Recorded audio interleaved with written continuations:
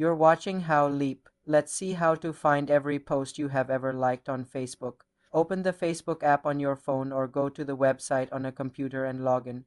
On the mobile app, tap the three-line menu icon in the bottom right on iPhone or top right on Android.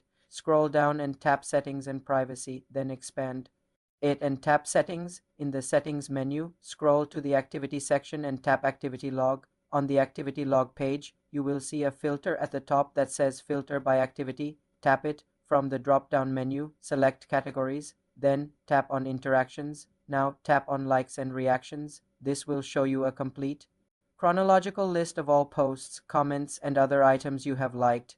You can scroll through this list indefinitely to see only your liked posts and not liked comments. Use the filter again and select posts under the Content section. On a computer, the process is similar. Go to your profile, click the three dots next to Edit. Profile, select Activity Log, then use the filters on the left to select Interactions and then Likes and Reactions.